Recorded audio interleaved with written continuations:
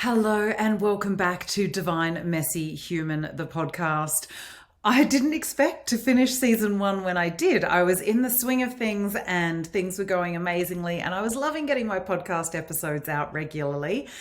And then I went through a massive rebrand and shift in my business, which I started talking about at the end of season 1, but that then really got steam and started going. So I've been deep in creative mode, which has been incredible. I'm creating new group containers. I am creating a whole new certification program based on all of these different skills that I've learned over my 10, 12 years in energy work, both from like qualifications, so learned knowledge and lived wisdom.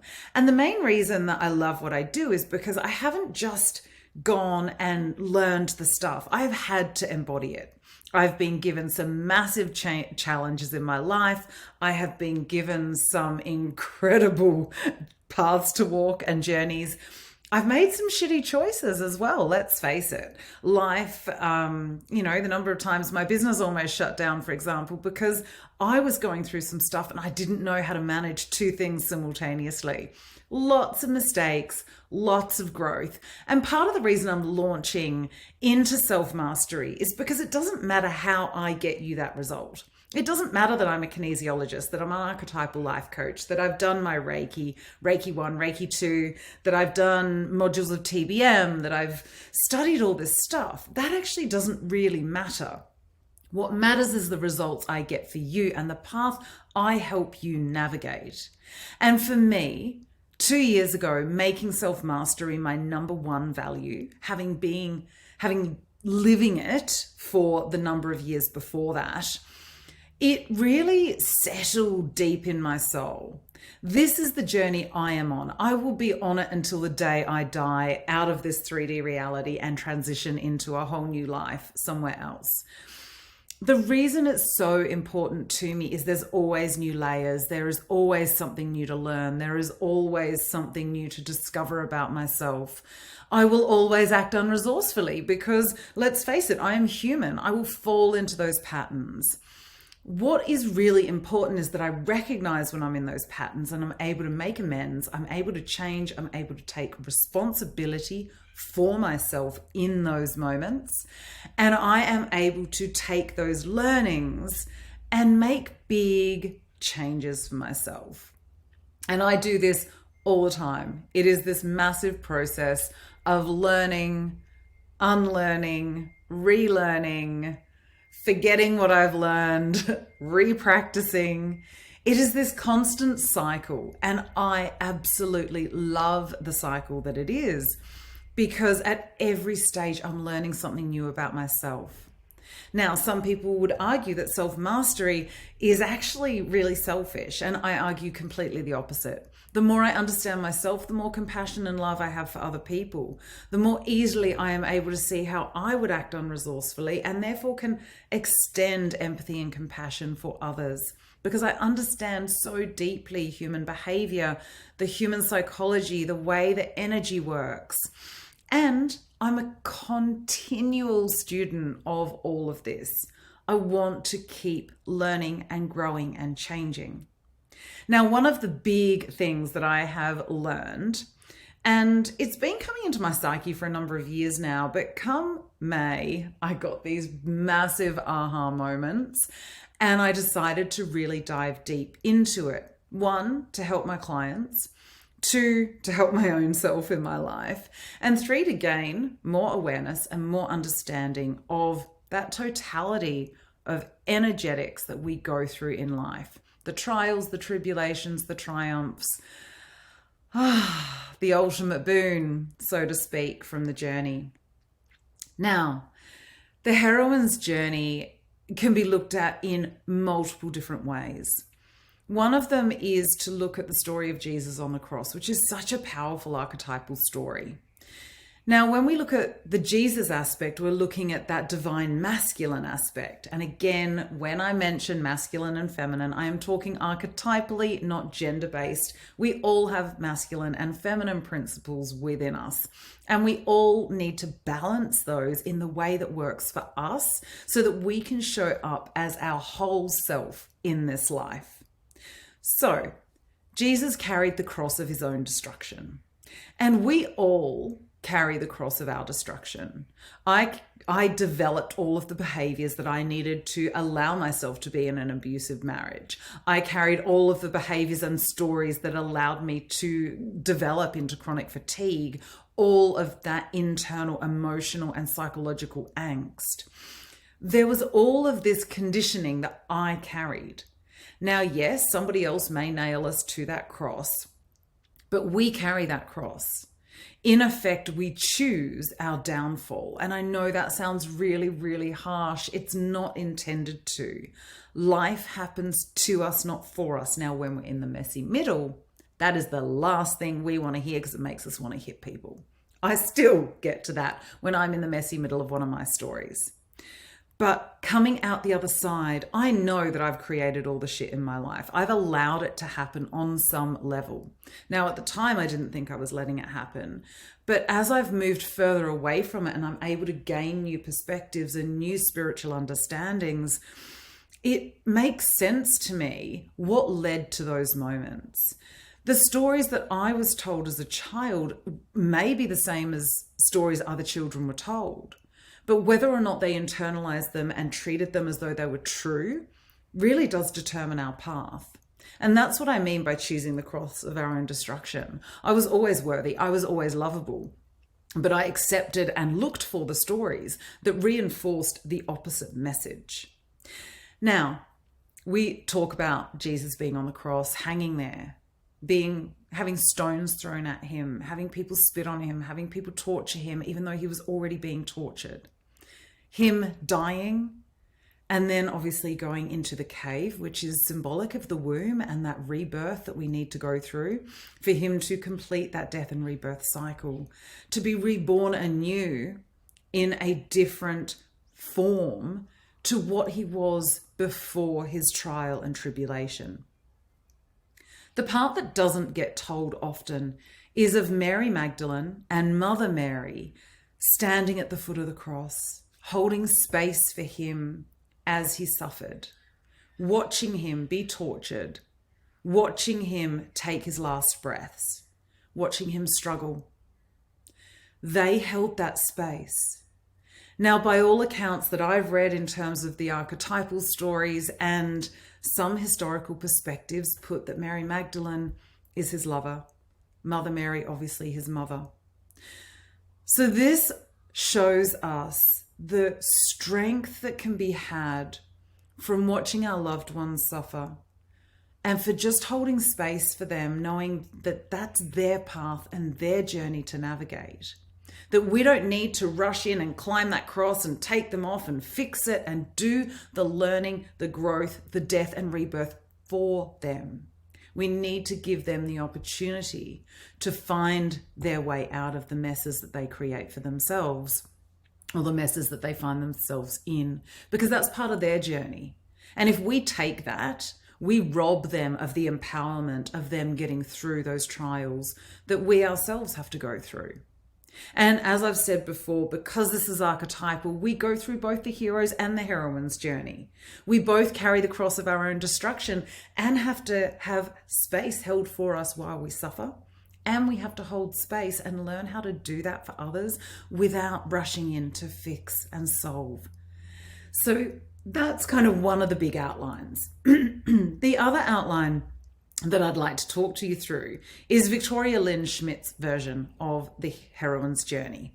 There is another version, but I'll do that on a different episode because I think it's so important just to look at the ways the heroine's journey can come. And I've been through heroine's journeys that fit into each of those different outlines. And so I found a lot to learn in both. Now I want to dive a lot deeper into this. So that's my next sort of field of study, so to speak. So with Victoria Lynn Schmidt's version, the heroine's journey starts with this illusion of a perfect world. Now, the heroine, obviously I'm using that because it's archetypal. It can be a masculine figure. It can be somebody who identifies as a man. It can be somebody who identifies as anything, really. What we do is we live in this delusion that our world is perfect and that things will just work out for us. Now, even in that delusion, we know that the world is imperfect, that there are problems in the world, but we have coping mechanisms such as naivety or subservience or denial or delusion, whatever it is. We create stories around what's happening in our world that help us to overcome the challenges that we face so that we can still think, well, everything's okay in my world. And this goes down to that thing that I call the known zone, which is our comfort zone. The reason I call it the known zone and not the comfort zone is because it's just what we think is normal. I thought an abusive marriage was normal. I thought being picked on every day was normal. I thought being told I was less than every day was normal. Normal is different for each person. And the reason I call it the known zone rather than the comfort zone is because often it is anything less than comfortable. So in that known zone for me was regular abuse on multiple levels. It was belittling. It was all of this, but I was able to talk it away. Well, clearly he loves me. I've got to stay for the children. I'd created stories about who I would be if I left. I created stories about who I could be if I stayed. I deluded myself that he could change and become the husband I wanted and needed. I gave myself delusions that he could be the father that I thought he could be, that he would step up, that he would realize one day. But I couldn't change another person. The only person I could change was myself. And what happened was I used that subservience. I would make everybody else happy. I went into people pleaser. I went into perfectionism, striving and striving and striving to be the most perfect version of myself, to be the perfect wife, the perfect mother, the perfect, school representative, the perfect whatever role I was taking on. And in that perfection and in that people pleasing, I created an uneven playing ground. I made myself inferior to everybody else and made everybody else superior to me. In both of those, it means I will never be able to be perfect or to please anybody else because we're already starting from an uneven playing field and I'm already telling myself that I am less than and inferior. But that was my way of coping. That was my perfect world. That was the way I held all of this shit together. Now then what happens is the facade starts to crumble because we're so busy holding up the facade and papering over the cracks and making sure that our tower stands that we find that things are crumbling beneath the surface. And sometimes the cracks are appearing quicker than we can paper over them or cover them up or hide them from the external view. And so we find that our illusions of coping, our illusions of perfection start to crumble and we start to question what the hell is going on. Our coping mechanisms become unhealthy. So in my experience, it was a lot more drinking, eating unhealthier foods. It was a lot of bitching and moaning, which is a pretty unhealthy coping mechanism as well. And then there's also these ideas of betrayal or realization of false worldviews. So I realized that I was living to values that weren't my values. My values were completely different. And I wasn't living my internal values in the external world. I was living other people's values. I was living other people's stories. I was doing what I thought I should do, not what was true to my soul. And so the more that these coping mechanisms start to become unhealthy, we start to go, okay, so what else? What else is there? And we move into this period called the awakening, where we may not accept the way things are, but we decide to take action anyway.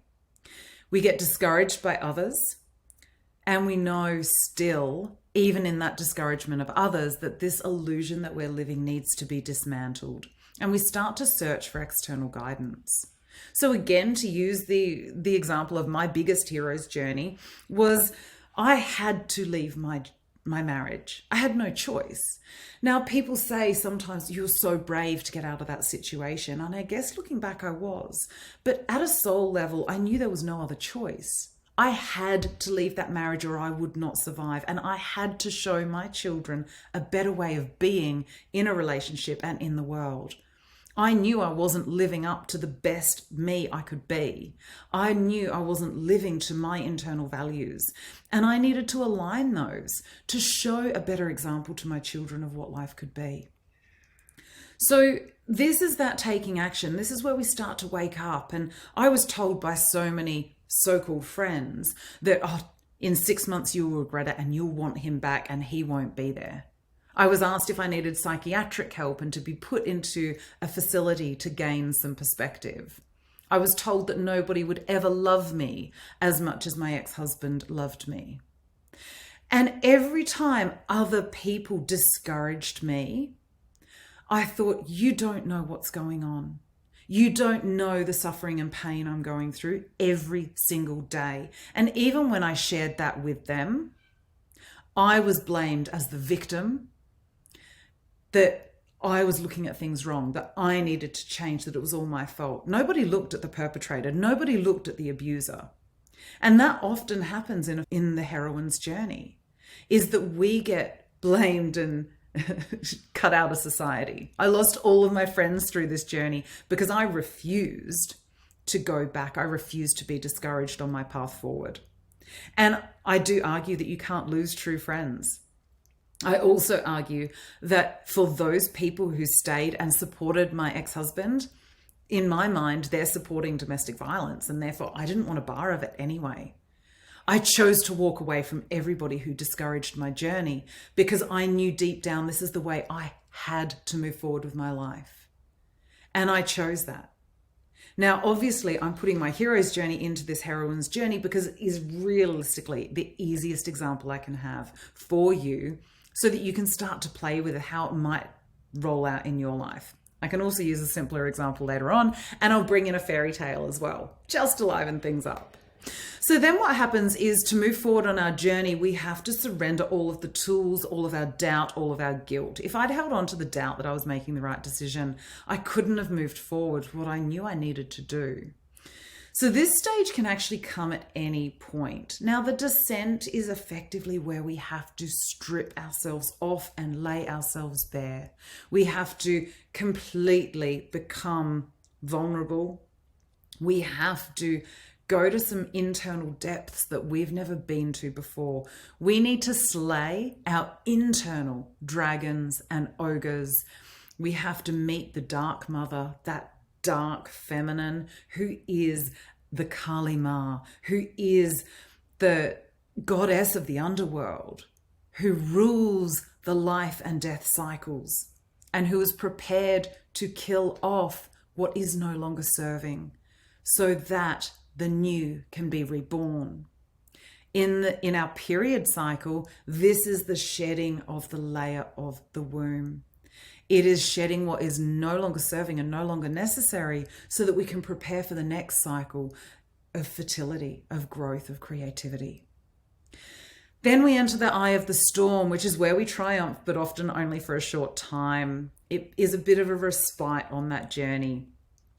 People around us, however, in that part often don't want to be led by a woman, or we're trying to fulfill inconsistent roles whereby we're still trying to be too many things for too many people.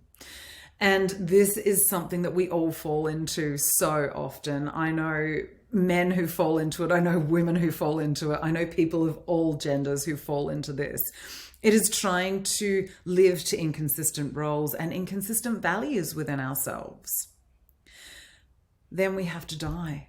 We have to feel that all is lost and go into that barren wasteland that Clarissa Pinkola Estes, I can't say her name, Clarissa Pinkola Estes speaks about so beautifully in Women Who Run with the Wolves.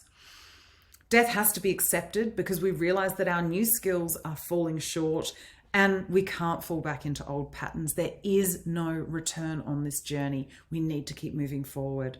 And so this is that time of true on our knees surrender. And I have to say, all of the heroines' journeys I've been on have had me in that position. Now, interestingly, I thought my marriage was the biggest one I'd been through, but since then, I've been through a number, especially in the last 2.5 years, that have taken me to even deeper depths where I have literally been screaming for God to take me home. And those stories will be for another day. But I honestly thought that there was not going to be a way out of some of those because it felt so dark, and it was a real death. I was dying to parts of me that were never going to see the light of day again. I had to kill them off. We have to realize that in this moment, defeat is what's happening, that there is no path forward, that those parts of us, as much as we want to fight for them to live, they have to die. I could no longer be a wife in this world. I had to move into prioritizing myself as woman and as mother and as carer and protector of my children and of other roles that were much more suited to where I was, where I needed to be and who I needed to be at my best. And then what happens is the support stage comes where we find our support and guidance. We're able to accept supporters and we start to understand the importance of community and connection. Now, the brilliant part of this that doesn't tend to happen in the hero's journey is that idea of community and connection. Now, I was really blessed through my divorce. I had this beautiful community at school because I was learning to be a kinesiologist. And so I had this great community around me. We were all learning and changing our lives and just going deep within ourselves to truly understand who we were and to learn how to be kinesiologists in this world so that we could facilitate change for other people. It was a great community and it really gave me the support I needed through that time. I also had support from my psychologist, from my kinesiologist, from another mentor I had, from all of these different walks of life that were really doorways into this new world of energy and healing and vibration and spiritual connection and quantum physics and quantum ascension and quantum frequencies and all of this stuff that I love playing in now with my clients, with my students. That mentorship, that all of that world of energy and vibration has been magic. And so that support came for me at the perfect time and I embraced all of it. I embraced deeply that community. I also had a community at my gym that was incredibly supportive at that time in my life. And all of that helped me to move through that journey to the next level and to help me complete the cycle. Then we have our rebirth and our moment of truth. And I find this really interesting because this is the place that courage and hope are rebirthed. And we can start to understand both our place in the world and we can face our doubts from a more elevated perspective. We start to awaken to our truth and see ourselves and our role in the world differently. And in some ways, I find it really interesting that courage and hope are rebirthed so close to the end of the journey. But in other ways, it doesn't surprise me at all. I know that you've got to go through that death and be beautifully supported and nourished by others or by Mother Nature, because sometimes it's not the community, it's about our reconnection to Mother Earth, that we can then move forward with renewed courage and hope, with renewed sense of self in the world, with a renewed connection to those people we need and want to be connected to. And then finally, we get to return to our new world. We get to see the reality and the truth of the world, the good, the bad, the ugly, the whole lot of it. It's like we take our rose-tinted glasses off and we really start to step into the truth of who we are and the truth of what we're experiencing around us. We understand ourselves and we change the way that we live. I know for me, the way I'm living now is completely different from the way I lived in the past.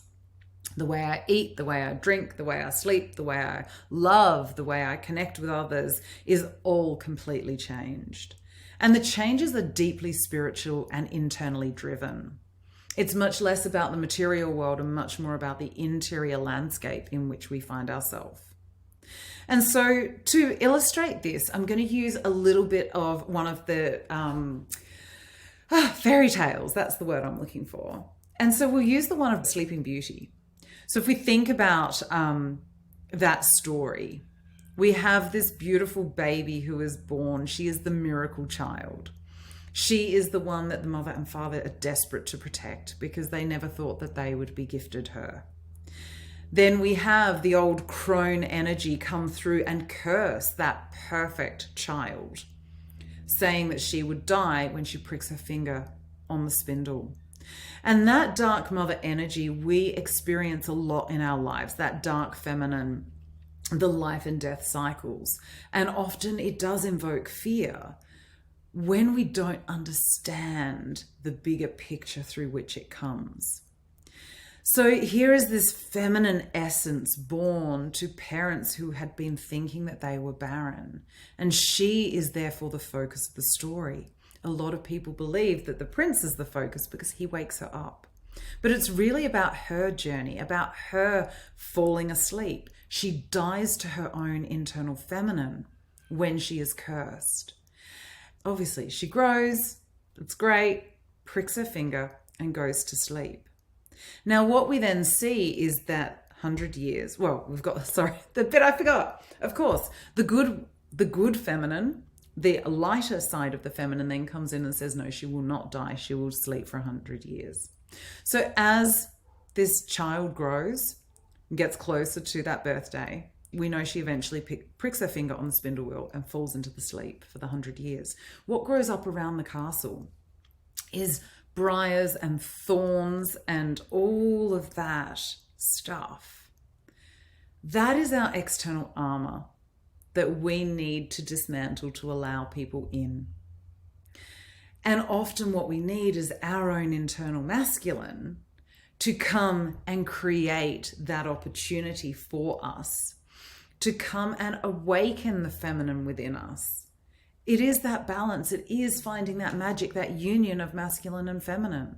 We need our knight in shining armor to lead the way and to fight for us, and then awaken the feminine from her slumber, allowing her to be rebirthed into the world, to be held appropriately, and to be balanced with that masculine energy, rather than the constant doing, and striving. It becomes a much more of a dance of doing and being and doing, of outward facing and inward reflection. And this is where some of those feminine-based fairy tales really highlight that heroine's journey. Even in The Wizard of Oz, when we see Dorothy being kidnapped by the dark feminine and then rescued by that bubble, that reconnection to her Auntie Em, who she'd been trying to connect with before the tornado came and took her. That yellow brick road part where, she's following the path. She is feeling lost on the journey. She also picks up broken parts of herself. That Tin Man, the Lion, the Scarecrow.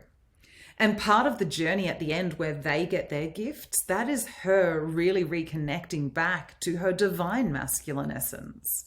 Being able to balance that heart, that soul, those feelings, that courage. It's a really beautiful, when you start to look at all these archetypal messages in these big films, in fairy tales, we can really learn a lot when we start to break it into these pieces. So anyway, let me know how you got on with it. Let me know what you think about the heroine's journey. What was your heroine's journey? How did you navigate it? Which parts of this do you go, oh my goodness, that was that? Was it more of the Mary Magdalene or Mother Mary watching somebody else hang themselves on their cross of their own destruction and need to learn how to hold space without fixing, without rushing in?